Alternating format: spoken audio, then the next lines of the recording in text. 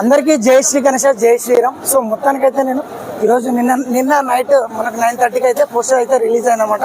చాలా మంది ఎప్పుడెప్పుడు అని మనకు అప్డేట్ అయితే అడుగుతున్నారు. సో ఆల్మోస్ట్ అయితే నిన్న నైట్ 9:30కి అయితే మనకు ఎమ్మెల్యే దానం నాగేందర్ అన్న వారి చేతుల మీద అయితే మనకు పోస్టర్ అయితే రిలీజ్ అయిందనమాట. సో అదేవిధంగా ఎంత బిజీ షెడ్యూల్ ఉన్నా మనకు రాజ్ కుమార్ అన్న గారు అయితే మనతోటి అయితే మాట్లాడే ప్రయత్నం అయితే చేద్దాం ఒకసారి. సో అన్న చాలా బిజీ ఉన్నాడు. ఆయన కూడా అన్నతో అయితే నేను రిక్వెస్ట్ చేసి అయితే అడగడం జరిగింది. సో అన్న కొంచెం మా కోసం, మా వ్యూవర్స్ కోసం అయితే ఒకసారి మాట్లాడానని చెప్పడం జరిగింది. సో అన్న నమస్కారం అన్న. నమస్తే అన్న. అన్న చెప్పండి అన్న. మీరు రిక్వెస్ట్ చేయాల్సిన అవసరం లేదు. ఖచ్చితంగా 99% నేను చెప్తా. పనిలో ఉంటే తప్ప రిక్వెస్ట్ చేయాల్సిన అవసరం లేదు. ఓకే అన్న. సో అదే విధంగా ఏం లేదన్న, మన పోస్టర్ ఒకసారి మీ మాటల్లో ఒకసారి చెప్పండి అన్న.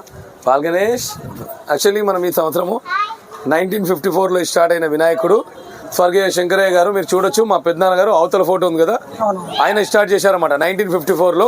ఆయన స్టార్ట్ చేసేది. ఆయన తర్వాత పక్కకున్న ఫోటో మా నాన్నగారు. అయితే వద్దునా సో మా నాన్నగారు అనమాట సుదర్శన్ గారు. సో ఈ సంవత్సరానికి మనం 70 సంవత్సరాలు సెలబ్రేట్ చేసుకుంటాము.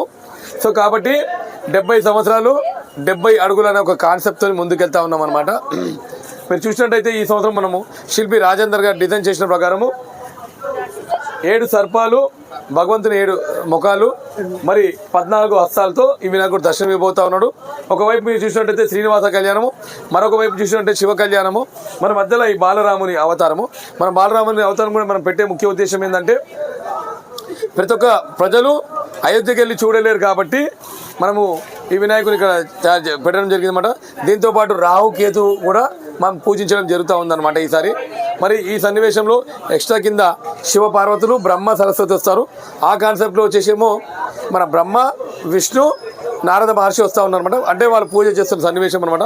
మళ్ళీ మీరు బాలరాముని చూసినట్టయితే దీనిలో భగవంతుని శ్రీ మహావిష్ణువు దశావతారం వస్తుంది.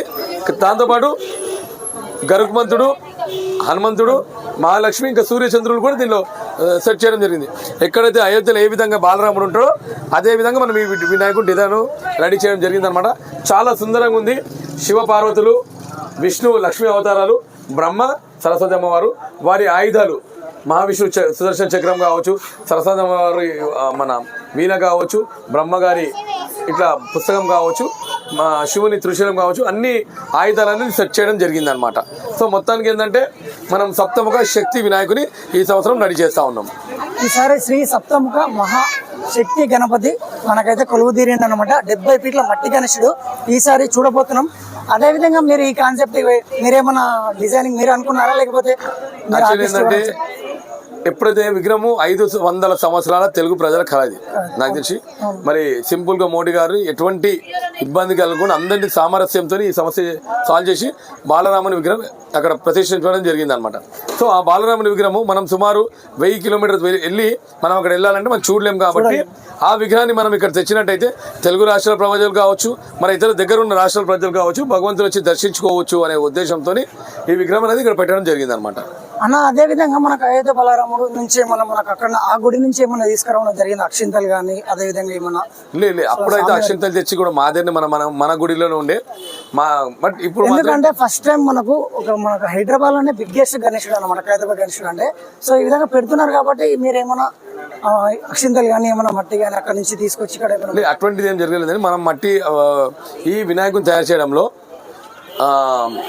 రాజస్థాన్ క్లే అనే పౌడర్ ఉంటుంది. ఎప్పుడైతే వాటర్లో మిక్స్ చేస్తే అది బంకమట్టి రూపంలో అవుతుంది. అదేవిధంగా వరిగడ్డి, వరి పొట్టు, మన ఉష్కే, అట్లా కొబ్బరి నార, ఇవన్నీ ఐటమ్స్ దాన్ని మిక్స్ చేయడం వల్ల స్ట్రాంగ్ అవుతుంది అనమాట. ఇంకోటి ఏంటంటే పెద్ద టాస్క్ ఏంటంటే ఎప్పుడైతే మనం వినాయకుడి నిమజ్జనం తీసుకెళ్తామో అప్పుడు భారీ వర్షం పడితే ఏం కాకుండా దాని తగ్గట్టు ప్రికాషన్స్ కూడా తీసుకుంటాం.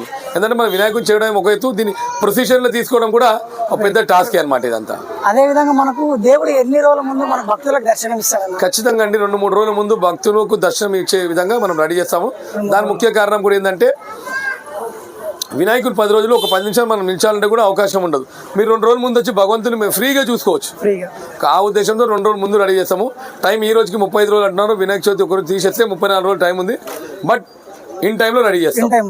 మనకు ఫస్ట్ తొలి పూజకి ఎవరు ఇన్వైట్ చేస్తున్నారు? మన గణేష్ ఉత్సవ కమిటీ అధ్యక్షులు దానం నాగేందర్ గారు, మరి అదేవిధంగా చింతన రామచంద్ర గారు, సెంట్రల్ మినిస్టర్ కిషన్ రెడ్డి గారు, విజయారెడ్డి ఎక్క గారు, విష్ణువర్ధన్ రెడ్డి గారు, దాంతోపాటు ఖైరతాబాద్ ఎక్స్ కార్పొరేటర్ కృష్ణ యాదవ్ గారు, బస్సీ పెద్దలందరూ వాళ్ళు నిర్ణయించిన ప్రకారం ఏంటంటే మొదటి పూజగా మన ముఖ్యమంత్రి మన రేవంత్ రెడ్డి గారిని, వారితో పాటు మొదటి పౌరులైన మన పౌరుడు కొత్తగా వచ్చిన గవర్నర్ గారు, వారిని కూడా మొదటి పూజకు ఆనవాయితీగా పిలవడం జరుగుతుంది. చాలా ఇన్ఫర్మేషన్ అన్న టైం కేటాయించి అయితే మనకు చెప్పడం అయితే జరిగింది. సో మన ఫస్ట్ పూజకి అయితే సీఎం రేవంత్ రెడ్డి అయితే మనకు రావడం అయితే జరుగుతుంది అన్నమాట. సో థ్యాంక్ యూ అన్న, ఒక్కసారిగా మీరు చెప్పినందుకు ధన్యవాదాలు. అదే విధంగా ఒక్కసారి జై బోలో గణేష్ మహారాజ్ కి, జై బోలో గణేష్ మహారాజ్ కి. ప్రతి ఒక్కరైతే లైక్ అండ్ షేర్ చేసి కామెంట్ చేయండి. థ్యాంక్ యూ అందరికీ. జై శ్రీ గణేష్.